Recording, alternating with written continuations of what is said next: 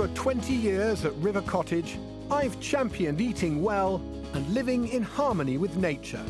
Now, what we choose to eat and how we look after our wildlife and countryside seems more important than ever.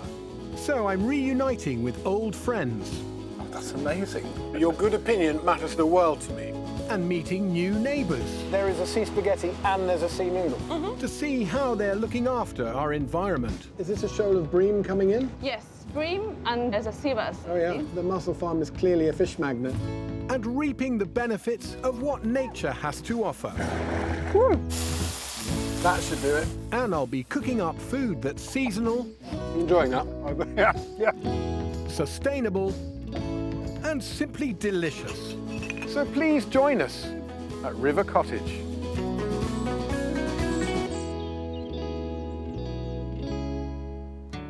"22 years ago, as a younger Hugh Fearnley-Whittingstall, I set out to fulfill my dream of living off the land.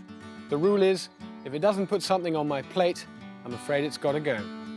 At River Cottage, I turned over the flower beds to grow veg, reared my own livestock, and tapped into nature's larder. Oh, unbelievable. That's amazing. My passion for farming Afternoon, ladies. and sourcing local produce grew, and so did River Cottage, as we moved to the Devon-Dorset border, where we could share the fruits of our labour.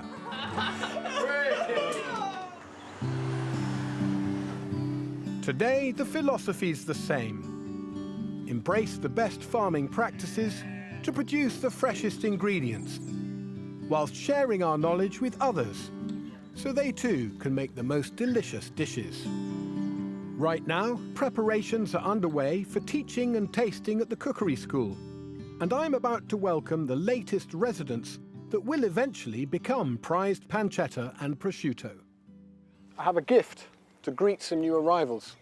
I'm hoping they're going to want to make friends. Come and meet them.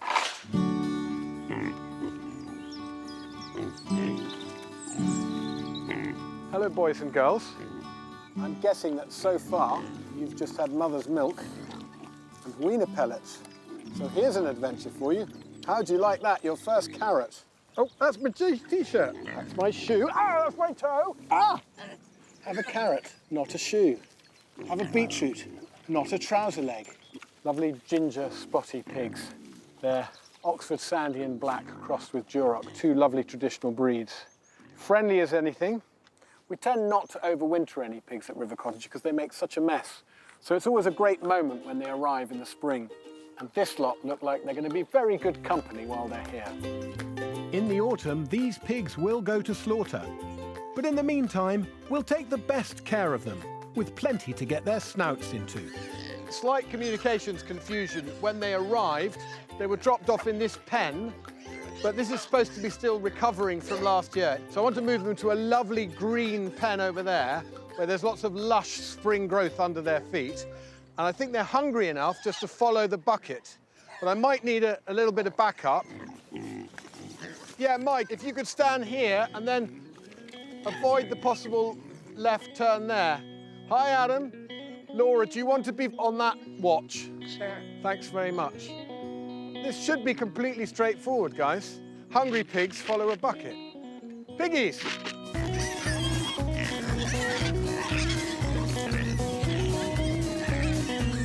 I'm the Pied Piper of piglets. Come on, girls and boys. Come on, piggies. But I've dropped some feed over there. Some of them will stay behind. Yeah, that's it. This way. Yes. 1 in, 2 in, 3 in. That's the way to go. Well done. Joy. Everybody in. Quick, close the gate. No, come on, quick, quick. No! Come on, piggies. Food. How many people does it take to change a pig pen? That's it. Round the corner. Everybody in. Well done. Well done, everybody. There's apple sauce, brown sauce and red sauce. That's my favourites. Phew. That's a bit of a workout.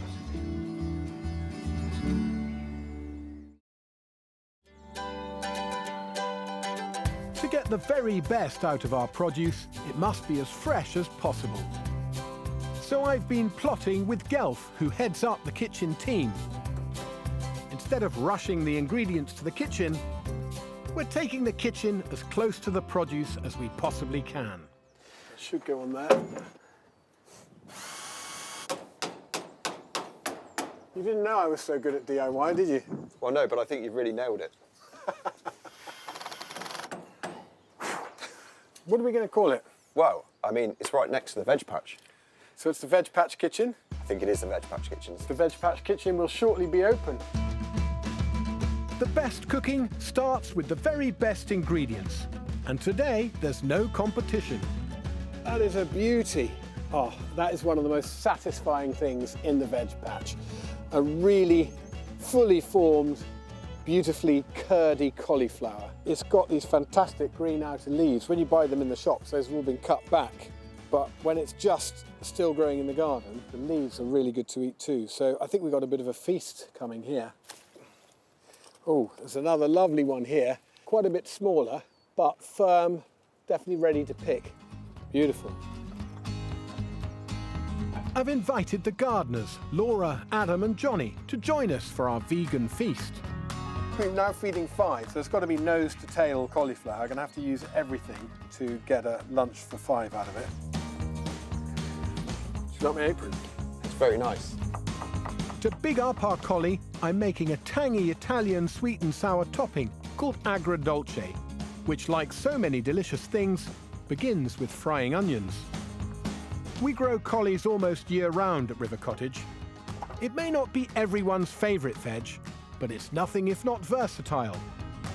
We're serving it up 3 ways, as luscious greens, creamy puree, and hearty steaks. To maximise my cauliflower slices for searing, I think the thing to do is cut it straight down the middle, and then I should be able to get at least 1 good slice either side. There. Hugh, I think there's a passenger in that. Let's rewild the slug, and this can still be a vegan dish. Yes. I'll be really kind to him. I'll send him on his way with a little piece of his favourite food. Bye, little fella. Anything with a nice flat side will sear very nicely on the pan.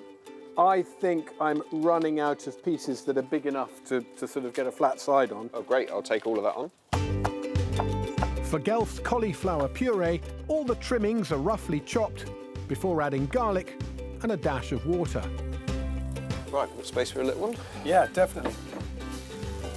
Nice lid. That is a Veg Patch Kitchen type lid. It is. Isn't it? This is what cooking outdoors is all about. The sweet in my tangy topping will come from currants and the sour from pickled baby capers. Wow, the smell of capers hitting a frying pan is quite something. Nice twist of pepper, salt. Delicious. Those onions, so soft. Perfectly sweet as well. Yeah, I agree. I think the sweetness is there. Need a little bit more of that sour. Yeah, maybe a touch of vinegar. Yeah, cider vinegar. That should do it. That should do it. Ooh, You smell that straight away. That vinegar's going right up my nose. Next, those lovely thick slices of my just-picked collie. I'm searing them on a hot, dry cast iron pan. And instead of frying, you're just directly burning the natural sugars in the cauliflower and getting those lovely caramelized bits. And I can smell that this collie is caramelizing. Oh, look at that. Yeah, perfect. Beautiful. In the middle, it'll still almost be raw, so it'll have that nice sweet crunch. Gelf's simmered trimmings are being transformed into a rich, creamy puree with nothing more than a good trickle of nutty rapeseed oil and some seasoning. Can't wait to taste that. Oh, it's amazing. It's so creamy. Yeah, you'd almost think I put lots of butter or milk or something in there as well, but no. All that's left are the leafy greens. These fresh green cauliflower leaves are as good as any kale, any spring greens, any cabbage. This time, not to be wasted. Doesn't need any more than that. That is done. A little crunch from some toasted hazelnuts and a bit of bite from some chopped chives, and we're plating up. So a nice big blob of this puree. Here's the big one. Nice bundle of greens. I hope the guys approve of what we've rustled up from their molly-coddled collies. Hey, very good timing. Hi, guys. Excellent. few little finishing touches. This is agrodolce, sour sweet. You guys gave these collies so much love. All we're trying to do is match that love in the kitchen. So we've given it our best shot for you. Sprinkling of chives. Do you want to give it a little trickle of oil as well there? Yep. We're good to go.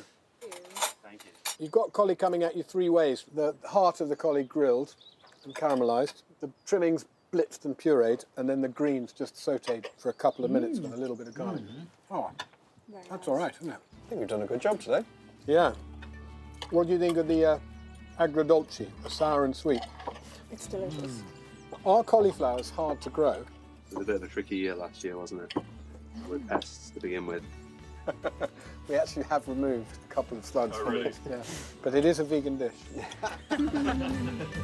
A cauliflower feast from veg patch to plate. It doesn't come fresher than this.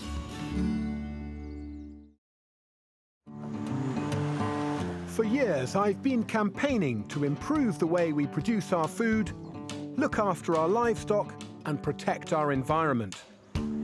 Since setting up River Cottage, it's a passion that's continued to grow. I'm always on the lookout for more sustainable ways of farming. So when I heard about a family farm in Devon that's pioneering ways of growing food that might actually have a net benefit for local biodiversity, well, I had to come and check it out. But this is not your average family farm.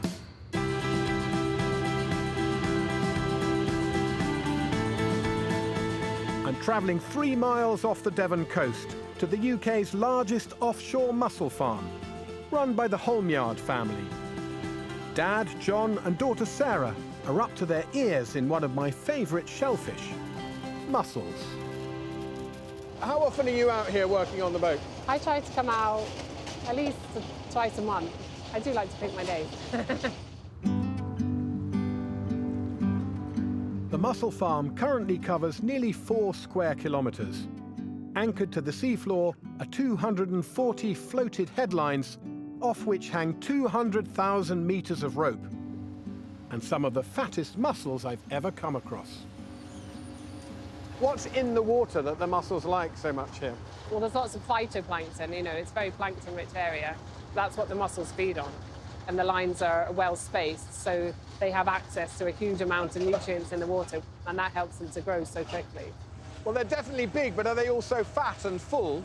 Yeah, so the standard sort of mussel meat to shell ratio is about 20 to 25%, and ours are currently at about 40 to 41% meat yield. That's almost double some ratios. It is massive. So our shells couldn't get any fuller.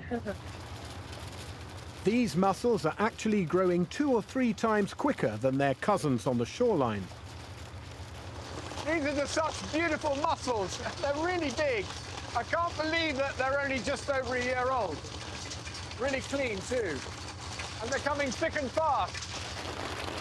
I mean, when we hear the word farming, we think of changing the environment, adding fertilizer, lots of inputs, or if we're farming animals, we have to feed them. What's so different about mussel farming?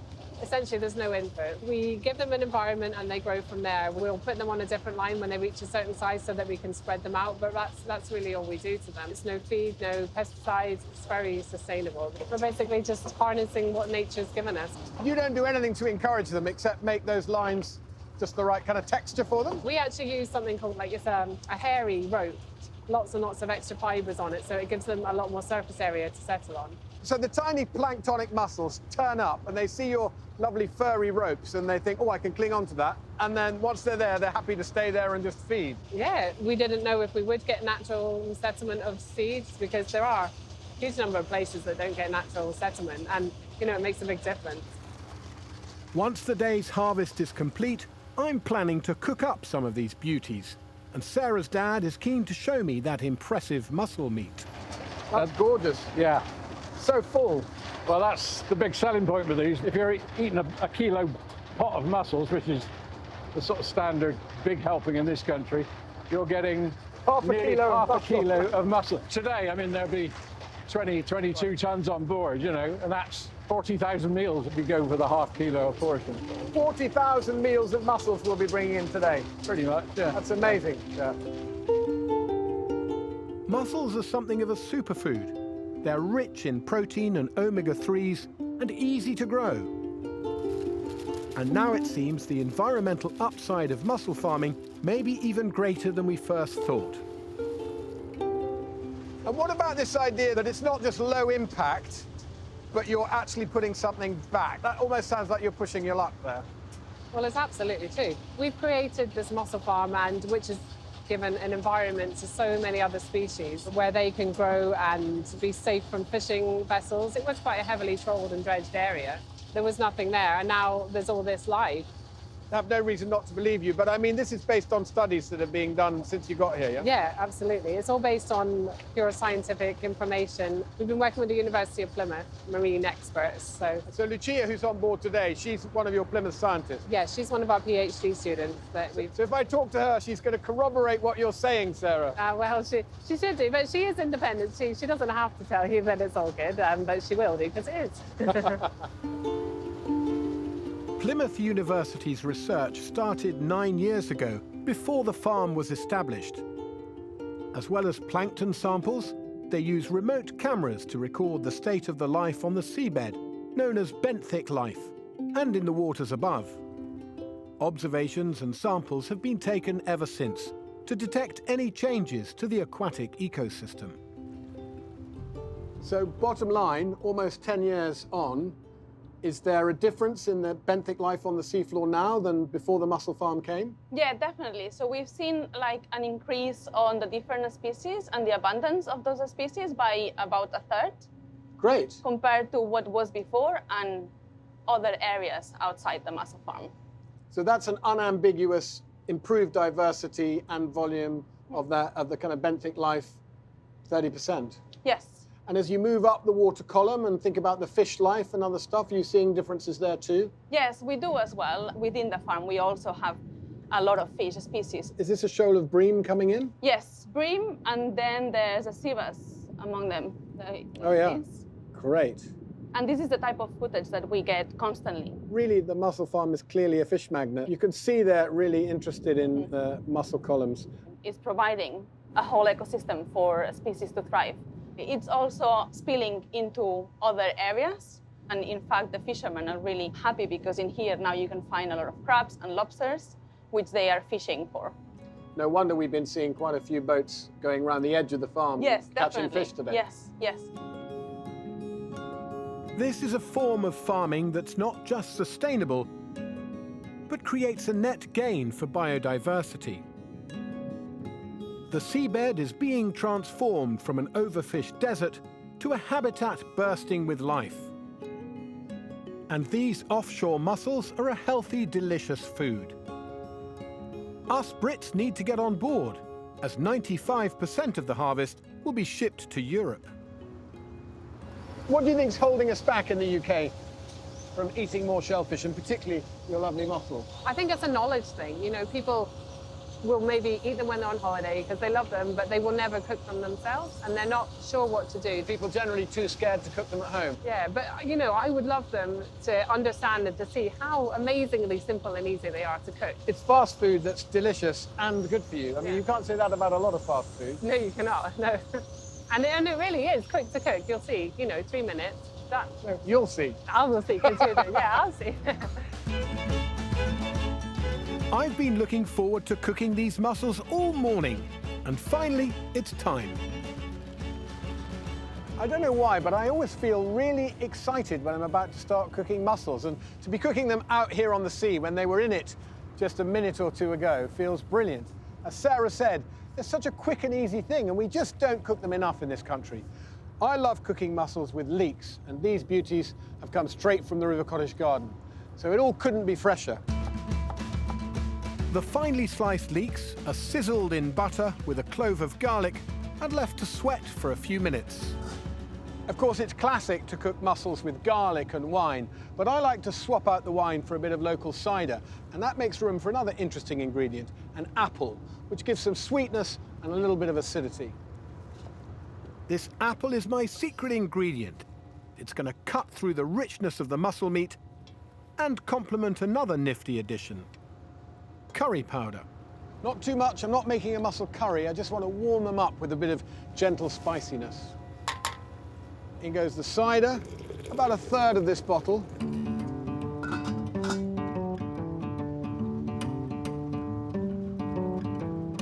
Right, we've got a nice simmer on. Time to get the mussels in, probably about half of them at a time. Give all that a really good stir. Lid back on, and they'll be steamed open in just 2 or 3 minutes. To mop up the lovely mussely juices, a good hunk of buttered bread is pretty much essential. And now they're almost all open, so just a final trickle of cream. That's single cream, so I can be quite generous. A good handful of parsley. One more big stir to get it all mixed up. They are good to go. I don't think I've ever seen a fatter, richer looking mussel in all my days. Oh my gosh, that's good. The team here eat a lot of mussels, and I can't help wondering whether they'll approve of my unusual fruity twist. I love them. What do you think, John?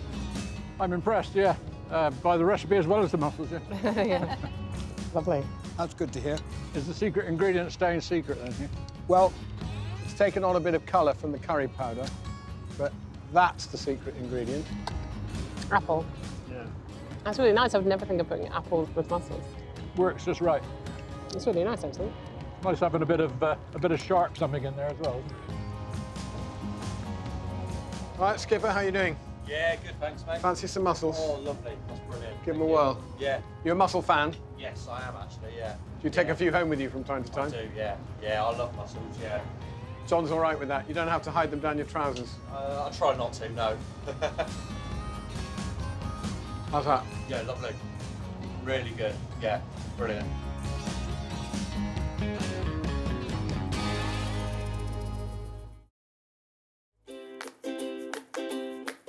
Here at River Cottage, we're getting excited about a healthy homemade alternative to sugary fizzy drinks called kombucha. Rachel, hi. How's it going? Good, thanks. I'm going to bring something out which I think you'll like. This is one of my latest brews, and I think it'll be right up Rachel's street. Good morning. Morning. Thirsty? Yes, I am. Not too early for you? Not at all. I don't think it's too potent. That's what we like. Kombucha is a live drink fermented from tea. It's low in sugar and alcohol and believed to contain beneficial bacteria. And it's fast catching on as a healthy alternative to booze. Okay, I wasn't sure if it's going to fizz out. Not massively. I experiment with all manner of flavours, and I'm hoping my latest Nice colour. will impress fermentation guru Rachel de Thample. Is it chamomile? Hang on, don't jump to any conclusions. Oh, wow, nice. Cheers. Cheers. Nice. You're right, the kombucha base is a chamomile one, not a green tea one. Yeah. But there's the aromatic note is from the herb garden. I'm guessing lemon verbena, which is Oh my God. the king of the herb garden, in my view. You got it in Yes. one. It's my favourite herb, that's why. I really want this to be like a verbena lemonade, Yeah. but with just a little bit more of that kind of tartness that you get with kombucha. And then that lovely floral back note from the chamomile is really nice with it. We've been playing around with kind of fruity kombuchas and herby kombuchas, but I've been thinking, what about a kombucha? Nice, the A name hoppy works. one. We have a bit of a kombucha off.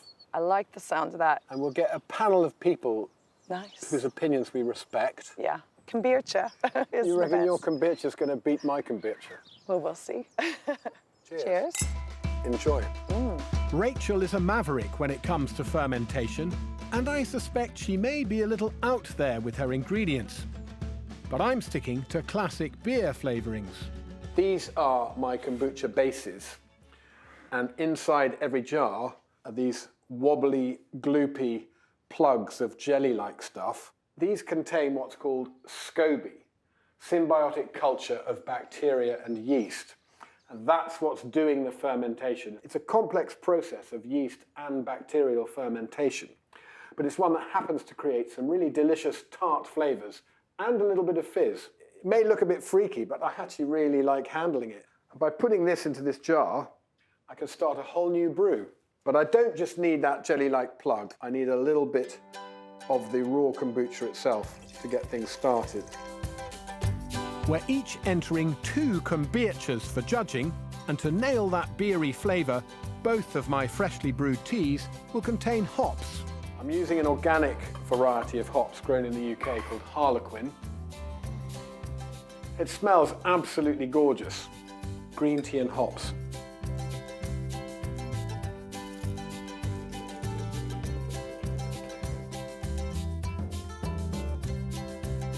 Oh, that's a beautiful golden colour. True to form, Rachel is being highly experimental. So as I bit into my marmalade on toast, I thought this is the perfect thing to add to my kombucha because we need those bitter notes coming through. And then the toast brings the yeastiness, all those sort of wheaty flavors, because you use wheat to make a lot of beers as well. This is red bush tea. Look at that color. That is looking extremely promising. For one of my hoppy kombuchas, I'm feeding the SCOBY with sugar, but for the other, I'm replacing it with something more beer-friendly. This is barley malt extract. So that is one of the key flavourings of beer. And it smells delicious. 1 big tablespoonful of this, oh, look at that. That one just smells like beer already. A litre of delicious oak roasted coffee. I've made lots of coffee kombuchas in the past. Just really love the bitterness, the darkness, the richness. I think this is going to give me a really lovely stout-like beer. And then I have some freshly toasted oak chips. And I'm just going to add this in to give it a bit of a woody back note. So, wow. It is really tasting like beer. This could be the winning number. Watch out, Fearnley-Whittingstall. I'm liking this. It's already quite a good beer colour. And it's already got a head on it. Our SCOBYs will take about 10 days fermenting to produce the friendly bacteria that give kombucha its tang. And then, with any luck, the kombucha will be kombucha. I can't wait.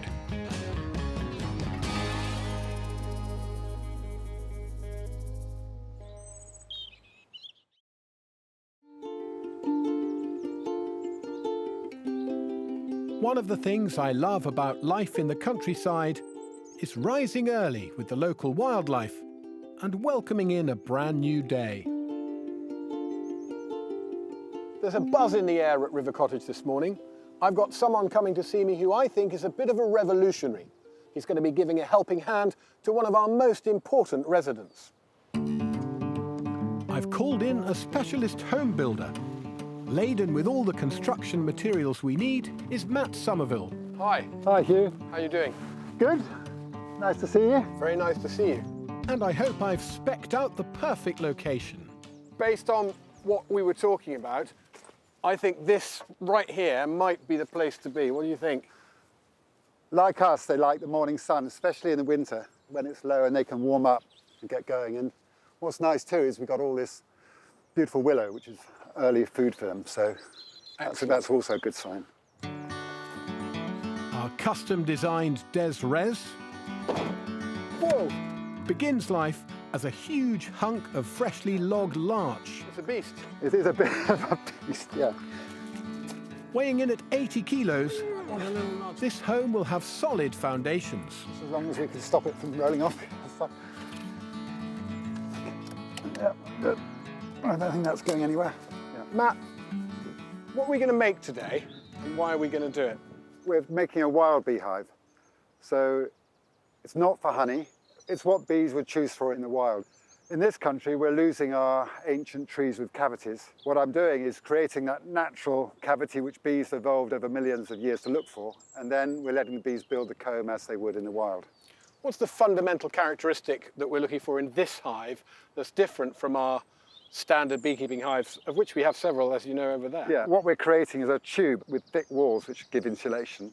We're faking a natural beehive that you would find hollowed out in a tree that would just suit the bees just right. And they're choosing it, that's the big thing. A bee will be flying around and she's got to think, oh, this is nice, and then she'll go back and tell her sisters and bring them there.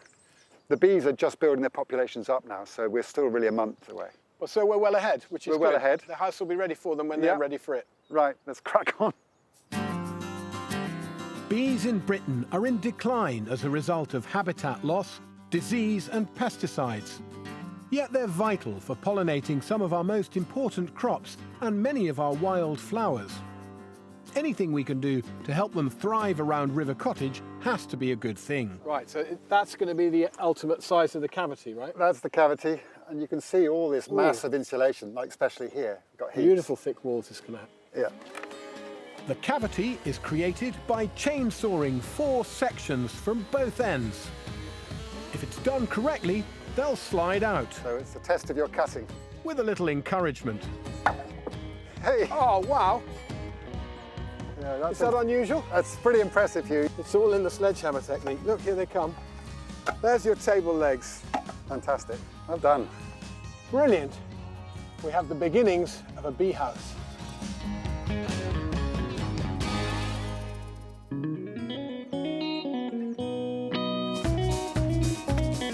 To help the bees around River Cottage, we're building a natural beehive, which replicates an ancient hollow tree. I'm under the strict guidance of Matt Somerville, also known as the Bee Whisperer. It's just amazing to be doing this while hearing bees buzzing in the background. Yeah. It's almost like they're just waiting for us to finish building their new home. They just have to go and get their mortgage sorted. I can see how well you're doing by the length of your chip. Oh, but if I make long chips, it's better work, is that it? Yeah, and this isn't good at the moment. All right, that's a rubbish chip. Now, show me my best chip so far. This is the best one, and I think you should get longer than that. In a minute, it's going to be your turn, and you're going to show me how to make a really long chip. I can see this is going to turn into a competition. You know what? I've just remembered, something to do with our tea, I've kind of got to have a quick check on. No, honestly. Why don't you have a little go? Well, you're not going to miss the work, are you, Hugh? I need a breather, and it's a good excuse to rustle up a treat for Matt for when we've finished. And I don't think there's a bigger treat than crumpets, is there? I'm going to make him some sourdough crumpets because we've got a very lively sourdough starter here at River Cottage. This sourdough mother is over 30 years old. And sourdough yeasts are wild yeasts. They've just literally been captured from the air. And I think it's also rather nice that we're making wild yeast crumpets on a day we're trying to make a home for wild bees. To my sourdough starter, I'm adding a 50-50 mix of strong white and wholemeal bread flours and roughly double their weight in water. You're looking for a consistency like really thick double cream. I think that's about right. Cover the bowl with a damp cloth and pop it in a warm place for the batter to bubble up. It'll be ready for crumpet making just when we need it. And I've got time for a sneaky cuppa. You just hear that.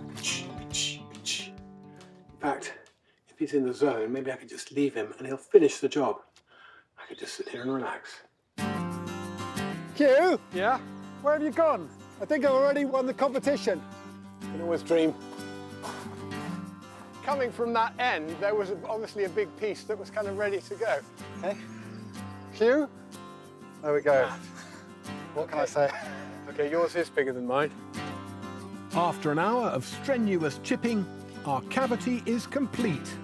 Well done. Have a catch your breath. Well, that's great. That does. That looks fantastic. really good, doesn't it? Yeah, it looks brilliant. Like every house, our natural beehive needs a fine front door. What I do is I'll make 3 holes, a bottom hole here, see? Yeah. Top hole, which is where they'll take their nectar and pollen in. So they'll have like a front door and a back door. And then they have a side door for when it gets busy. Okay. 3 doors. 3 doors, yeah. Okay. The interior design is just as important. What we're going to do is make it smell like a beehive in the wild. And this is some Popperus resin. Wow. Yeah. That is, it's not the same as honey. It's a different. No. This is what incredibly resin aromatic. from plants that they've collected and then mixed with enzymes and produce this amazing antiviral, antimicrobial glue. So that's like when the estate agent is showing someone round, they put the coffee on and put baking bread in the oven. Yeah, exactly. Then they have to buy. And I'm just rubbing it, it's like putting wax on a surfboard. Yeah. And to make the hive utterly irresistible, Matt has one more trick. So that looks like some old comb. What are we doing with that? So we're going to put a few slices on the top. Again, the bees will come in and they'll think, okay, someone's been here before. Think like a bee. That's kind of where you're coming from, right? That's right, yeah. So that is going to be like that. that goes like that in line with the entrance. Seeing just how particular Matt is to do everything possible to keep bees happy, I'm starting to wonder about how we're looking after our resident bees. Like most beekeepers, we keep ours in traditional standard hives, and we feed them with a sugar syrup to get them through the winter. This is our River Cottage apiary, Matt.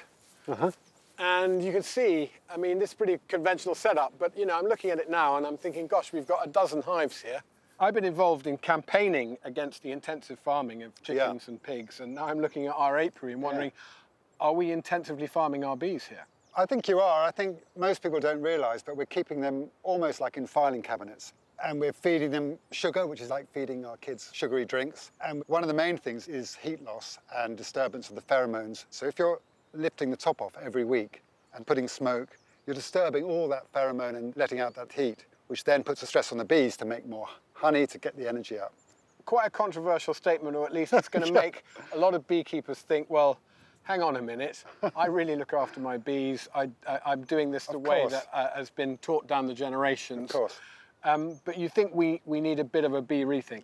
I'm more akin to just providing what bees want in the wild.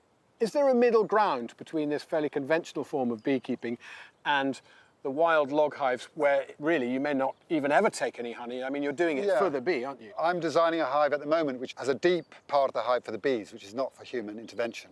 But there is room to put a super honey box on top and then just take a year's harvest.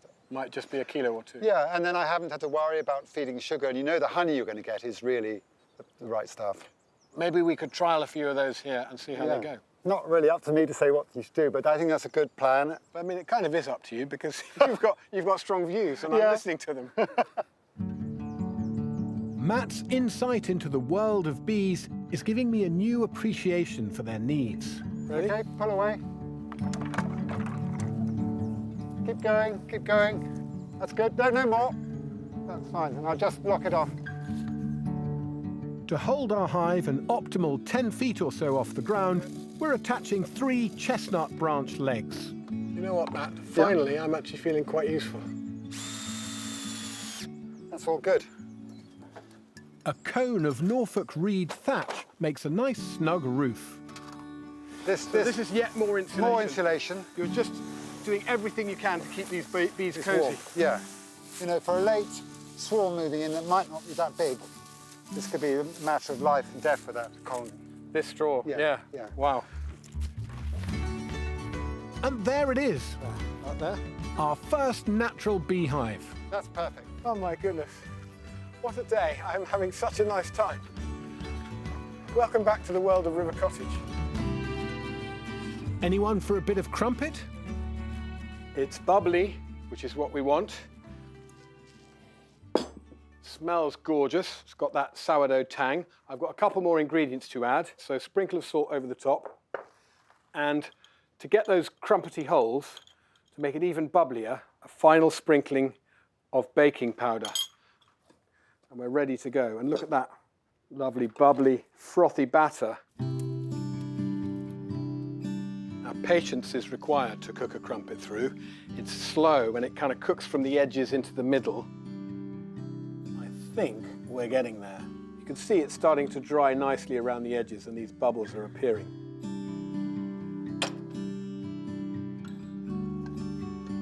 Oh, look at that. It's even got bubbles on the bottom and a lovely golden colour.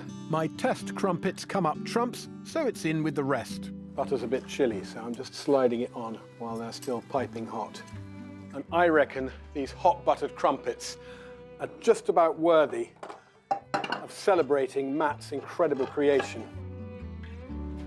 Hi, Matt. You can't rush a good crumpet, but here they are.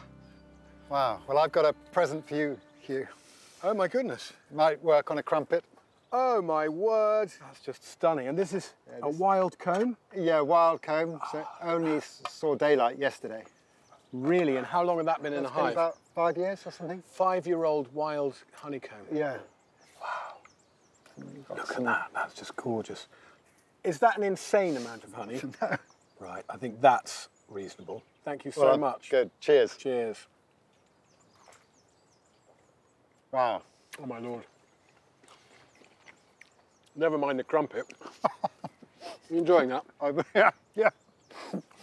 You say something about there was one more thing to go on the top? There's one more job. Yeah, the finishing piece. A rain cap. Ah, okay, yes. A terracotta crown fit for any queen bee. How completely fantastic. I'm so thrilled.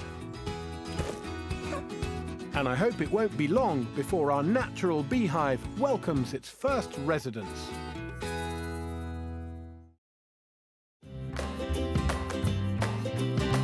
I'm going head-to-head with Rachel, River Cottage's fermentation guru. Wow. You can really taste the toast, and then the marmalade comes through. We're competing to create a beery version of the live fermented tea drink kombucha, which we've christened Kombucha. Oh, look at that. That's got some real sparkle, and you often get that with chamomile. It's got a head on it. I'm excited. Look, that looks just like beer. Mine's got a head on it. That could put me ahead of her.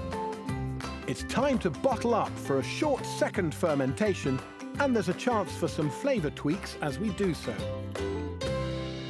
Green tea and hops, no malt. Oh, that is really good. There's quite a lot of bitter notes. And one of my thoughts about Rachel, she's a genius fermenter. She likes going off-piste and trying really quite far-out things. Now, call me old-fashioned, but I think a beer really needs to taste of hops. So I'm just gunning for that hop delivery of bitter, hoppy aroma. I'm going to put a tiny bit of this sugar syrup in, just to kickstart a little secondary fermentation and add a little bit of natural sparkle to the brew. Pop a stopper on, and we're good. For my second kombucha, I'm creating a blend from my various experimental concoctions. I'm going to add a little bit of that in there. This is Lapsang Souchong, a very strong brew of that smoky Chinese tea. Get some in. Oh, hasn't that done wonders for the colour? God, what was in this one again? Lemon verbena. But I'm going to put a bit in. It's known that it's the mark of a great artist that you know when your picture's finished. You know when to stop. But I don't think I'm done yet. Wow. Honestly, I don't think I need to do anything to this. You get those dark, bitter notes from the coffee, but then I used barley malt extract. It really tastes like beer. I think this is the winner. I feel drunk. The whole point of this is that you're not meant to get drunk. Oh my God, it's all quite confusing. Oh, too sweet, too sweet. That helped, maybe some more of that. Whatever it is, it's quite nice. Let's get that top on before anybody knows what's been going on around here.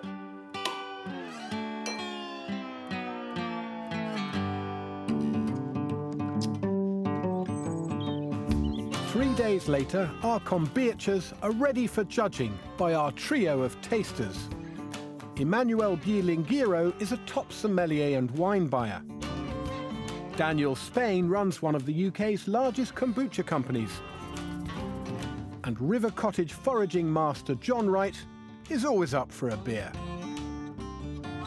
Rachel and I can only watch and wait. Yeah, it's a lovely colour. Very nice. A lovely colour. Yeah. Try to lip read. First up, my multi-blended madcap anything goes kombucha. That's a very smoky smell, isn't it? Definitely very hoppy. There's a bit of hoppiness. I do quite like this one. The acidity is, for me, is first of all, is really good because it's quite refreshing, But quite sharp. Yeah. See, I'm worried mine's too sweet. Kind of a citrusy, orange, sort of marmalade-y. I can't get any hops. No. It's quite a nice kombucha. It is a nice kombucha. My simple green tea and hops kombucha is next in line. That's coming towards That's beer. the first real approach to beer I got is bitterness. And actually, it's quite pleasant, isn't it? Yeah. I'm curious about what they're going to think of the coffee one. Is it going to blow them away, Rachel? It's like a Marmite type thing. It's love or hate. Oh, is that had coffee in? I can smell chocolate. That's got a real aftertaste, hasn't it? Chocolate, lemon, and lemon juice.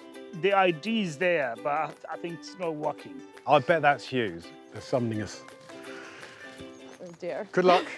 Is there some significance about the bottles that are left on the table? Yes, this is what we narrowed it down We kind of to. narrowed down to these two.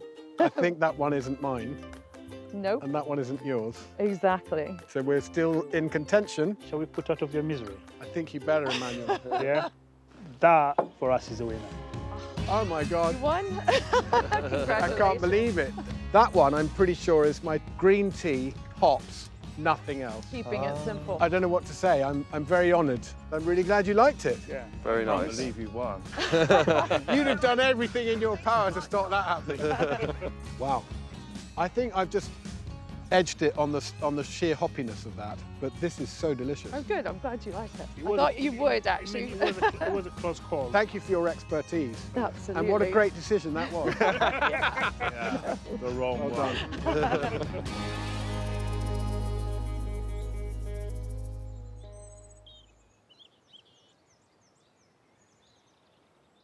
Next time, I brush up on my seashore foraging skills. I haven't eaten a raw limpet, so that's the guts. So that's the guts. Popping out. You don't often see me looking squeamish, but Whew. I'm campaigning to get more wild venison on our plates. Oh, that's gorgeous. The kids are here. And we're welcoming the patter of tiny hooves to River Cottage.